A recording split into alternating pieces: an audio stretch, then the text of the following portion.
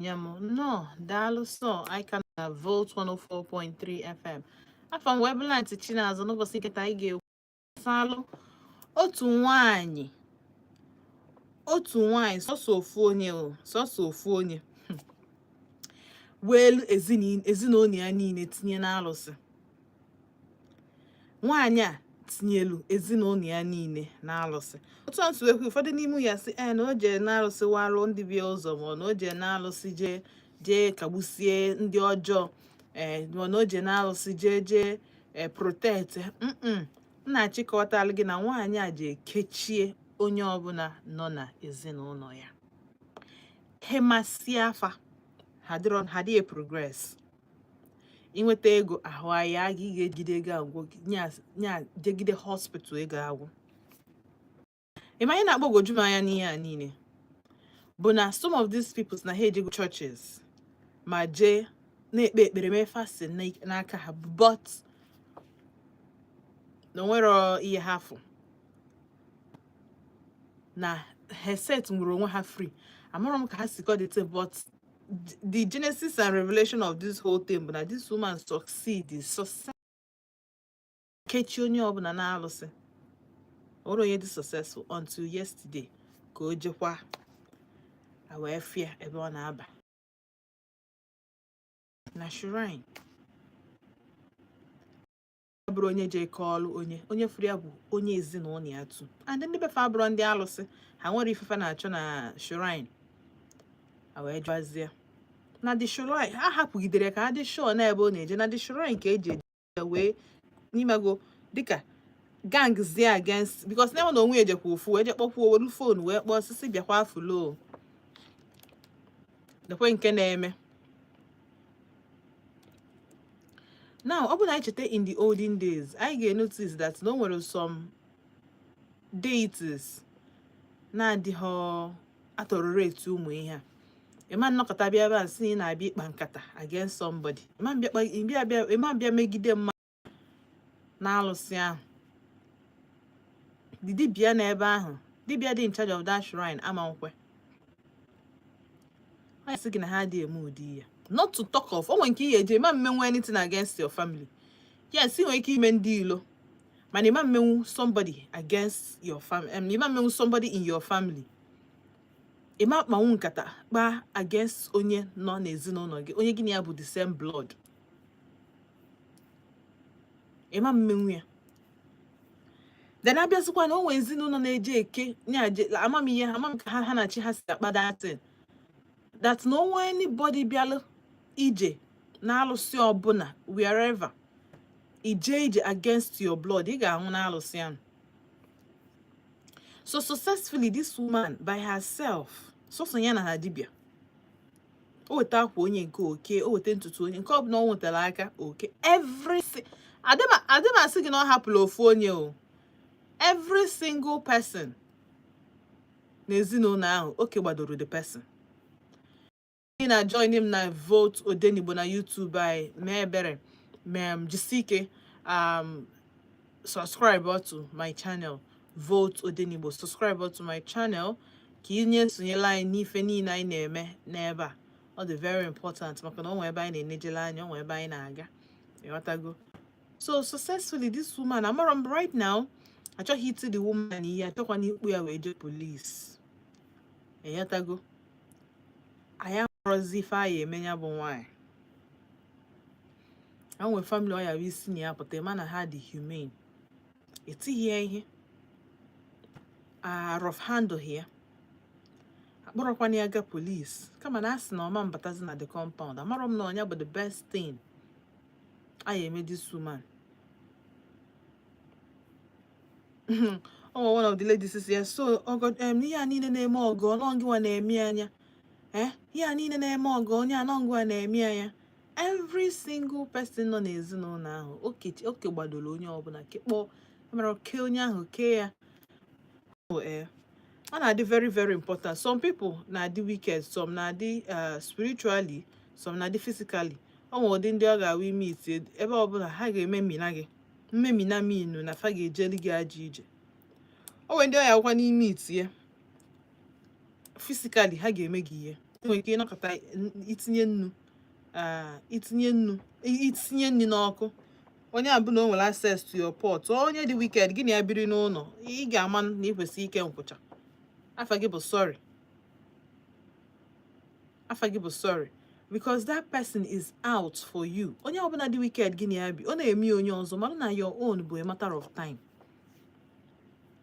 O tegha aka o mee gịnị, ihe ahụ ọ na-eme ndị ọzọ ọ ga-emekwu gị. That thing ọ na-eme ndị ọzọ ọ ga-eme gị ya, no doubt. Adịghị ajụ ya ajụ. Ọ bụrụ rocket science. Ọ ga-eme gị ya. All just a matter of time. So people na-adị wicked, dị ụfọdụ na-agba ajọ na different ways. Ụfọdụ bụ ndị ọya ahụ ije chepụta akwa gị atariche gị with scissors. Ị nwere ike ije chọọ akwa gị achọ. Ọ bụrụ na onye nke nwere ebe o ji akwa gị eje dị njọ, na ọjọọ ka ọ lụkasa gị, ka ọ gbasa gị wicked, ebe ahụ ị chọrọ ije na ịma nje.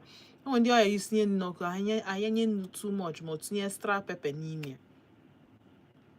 Onwe ndị bụ na iji ha ego owu na-asa gị, nyanwụ na onwe ya akpa ọ pụọ n'ilo, o rie nri bata. Ihe a niile ọ bụrụ wisdom, ihe a bụ wickedness. Ego ahụ iji wee pụọ rie nri, why don't you bata n'ụlọ unu were ya sie jollof rice? Because ijeli nri n'ilo, or igote 2 plates for onye gị na ya bi n'ụlọ. But today anyị na-enejelu nwaanyị bụ na o ji eke ezinụlọ ya spiritually.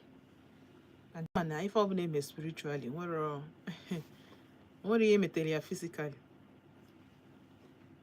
Nwere ihe metere ya physically. So nwaanyị kịta asị na nwere ihe megoro ya, but so far asị na o mee gịnị na ọma mbata na ezinụlọ faf. Amarom, this is the first time m na-anụ ụdị ya. This is the first time. O kele ụmụ nwanne nke ya. Kee ụmụ nwanne ya. Kee cousins ya, ndị nke o nwetenwuru. Mana direct ụmụ nwanne oke fancha kekpọsị ahụ, nwere onye dị successful. So nwaanyị akịta ka ife a ga-eme. Otu esi wee si happy na si ekwenye ya ka ọ bata n'ụlọ.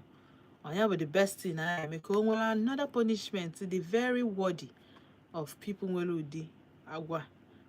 Kpọọ m na 07060485853 ma kpọọ na 09155708347. Hello. Good evening. Thank you, ma'am. Drama.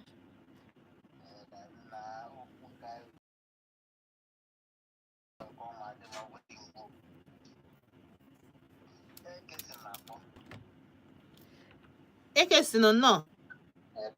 Atịtị na-azọ ihe dị na ya ịma na ndị okpumme ndị oji mbụ a bụ datizie nwere obodo ị ga-abata akarịrị ndị anya ụfụ.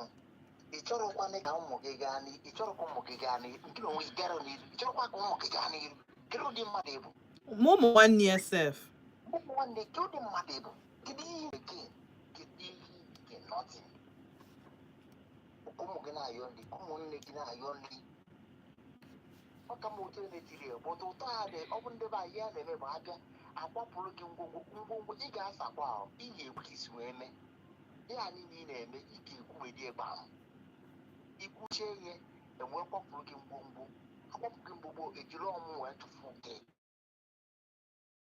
Achụfụ gị na ịma batazi n'ụlọ. Ife ọmụ ha chụpụrụ kpọọrọ gị ọmụ na ana, tụfuru gị ọmụ na kọmpanda, laịlaị, n'okwu ike na kọmpanda ahụ ike. O nwere ndị ọzọ dị ga-awụ ọkpụkpụ ike. Because akpụrụ gị alụ, na akpụọrọ gị. Atịtị na tie nwaanyị ahụ nwere ajọka. Ọ chọgburu n'ezigbo nkawụ.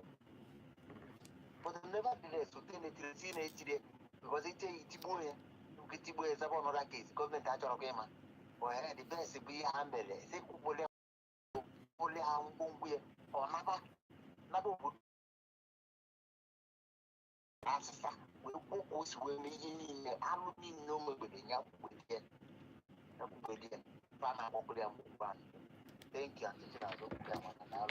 Daalụ sọ. Daalụ kwuru ọfụma. Because ụfọdụ nọ na-asị polisi ya ga-egodo nga nka nna amarụzikwa m na ihe omenala ka ihe nga ịghọtago because onye a kịta abụrụ dị na anụbatara ya anụbata ihe na-ewute m na onye a bụ onye famili onye ezinụlọ ahụ anụbataghị ya anụbata o sighi esi wee bata gọngọ ada ụlọ bụ ihe mere ụdị ya. Hello. 07060485853 ma kpọọ na 09155708347. Alright, so ihe anyị ji maka ya wee bịa n'ụbọchị nkịta bụ nwaanyị bụ na o ji ekechie famili ya niile na alụsị. Amarọ m na kpọsuru ya iwe in her former life. O wee fụtazie wee ọnwụọ yi na former life a na ọpụta ụwa ọzọ na ọ ga-eme ha alụ. So kedu ihe ifeel bụ the right punishment onye a deserve? Kedu ihe bụ the right punishment onye a deserve? Hello. Hello, Auntie Chinazo. Good evening. Ke ka ime? I'm fine. No. Onye na-alụ ụlọ ya bụ alụm dabere echi. Arum. From onye mere ka issue dị nsị na No, arum double H. No. So if you go to first and foremost, you need to know that I about that woman. Only the getting children. Can you get the treatment by Hmm.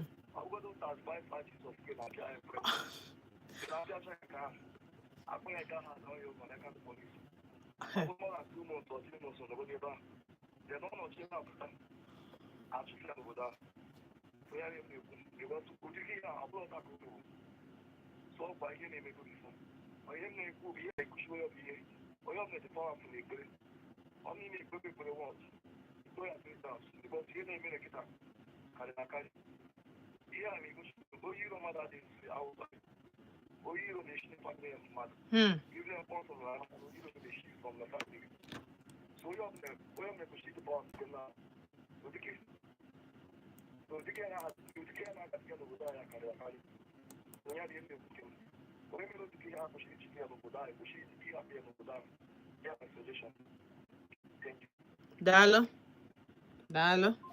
Unu anụgodi anụ nye nwa na onwe esigodi se pịagodi ya itali first nna eme pịagbuo nwaanyị. Hello.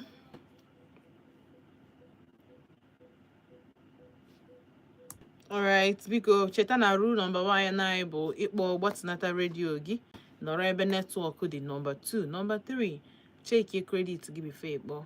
Ọ dị very important. Hello. Hello, Auntie Chinazo. Good evening. Good evening.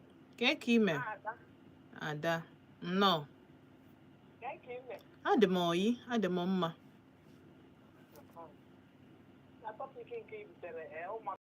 Daalụ, daalụ.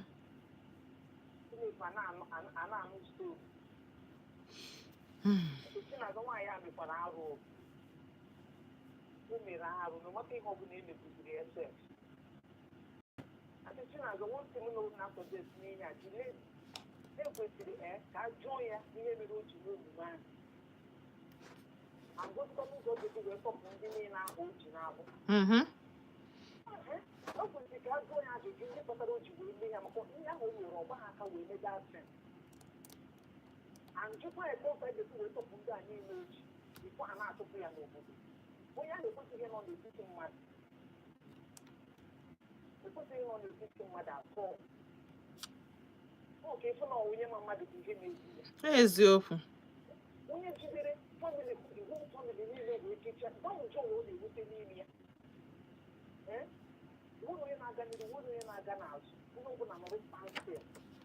Ọ bụ ihe ọtọ ọtụ ndị mere ebere, ụtọ ọkụ. Bible says suffer not to go to that. Let them let us die. Ndị a nwere ịnwụ maka ndị a niile oke bere kristi ha nọ na-atọ solution ihe na-eme ha. Ama na ihe na-eme ha dị ji. Obi na-afụ ebe ahụ bụ ụmụ agụ mere ebere ọnụ Chineke mere ya ebere. Daalụ. Daalụ sọ. Daalụ. Ọ dịrọ m imeela ebele. Nna because anọkwa m na-eche ihe asị nwanne gị ụmụ nwanne gị. Nna kedu ihe mpa gị na mma unu mee? Nwe fim nnene na asị na parents na ịmago na ọ na-ahafụ onye a n'anya ha ma mfe onye a n'anya na-adị enye equal love nya ka a na-enego mfe ma nche enwego mgbe m nụrụ ụdị akụkọ ahụ kwa na-asị ọ pụtalụ n'ọnya nwa ka nwa anụ a jezi this woman because ihe etego onye abụghị an old lady now ọnya melụ this lady ga-eji wee jeje tinyezie ụmụ nwanne ya na ụdị ọnọdụ a ọwara ntị because of ife mpa gị na mma gị mee gị ka anyị welu ya for example no parents ha tinyere ya n'ụdị echiche ahụ wee jeje ụdị ije ụmụ nwanne ya deserves ya bụ punishment. Hello mgbede ọma ka ime nnọọ gaa n'iru.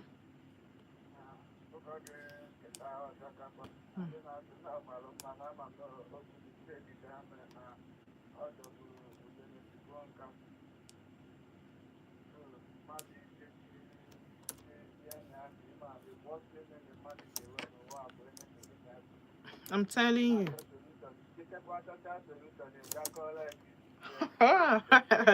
Ọ bụ ha asụ.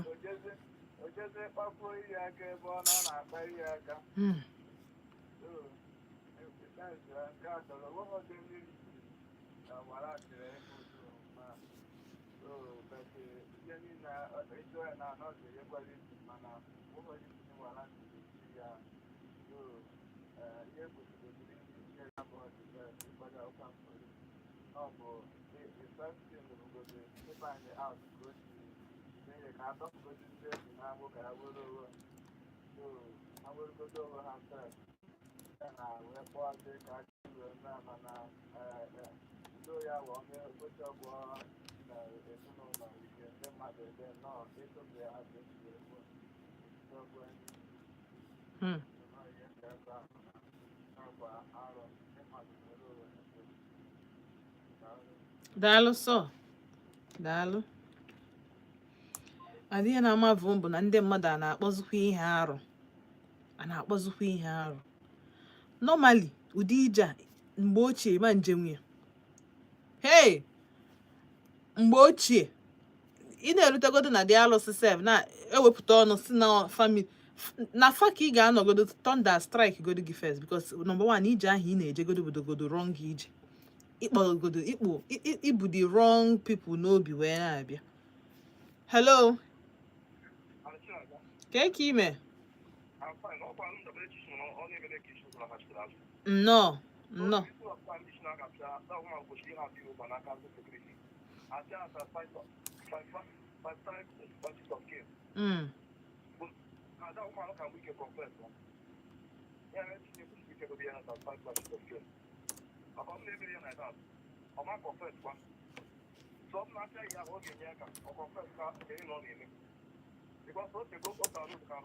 otego ọ bụrụ ya taa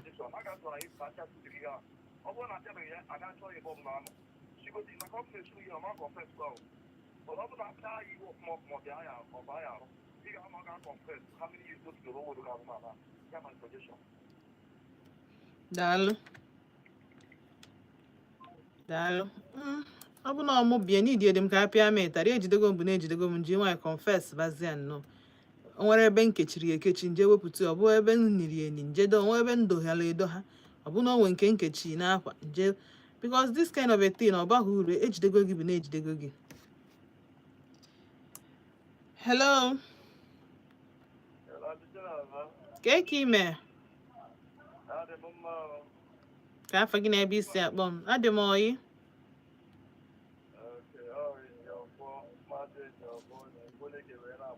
Maazị Ejiofọ from Igboleke nnọọ daalụ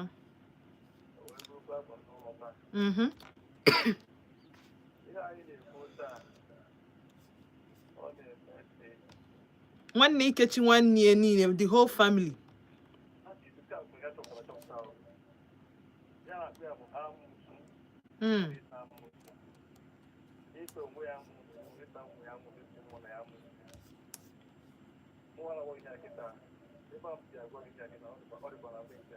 wow solution to this scenario is with Ronya and Jabe Diary and Project Police. Good enough, I'm not going to want to see on the effect. So, in order to free those people, look at the kitchen. Oh, quite more where. However, on the go to the put the bar on the way that and advise Diary. Because people will book to look at their body. In China, to look at their body. If what I put it to put it up the way how old man. I'm ready to try and more. That's not it. So, like it's better around me. So, he confirmed. If you start to do what you must, go lose, go here. Something will get to it today. That's not it. So, I'm going to another part of my journey. That's how I'm going to do it. I'm going to do it. Mana ọka nọ n'obodo.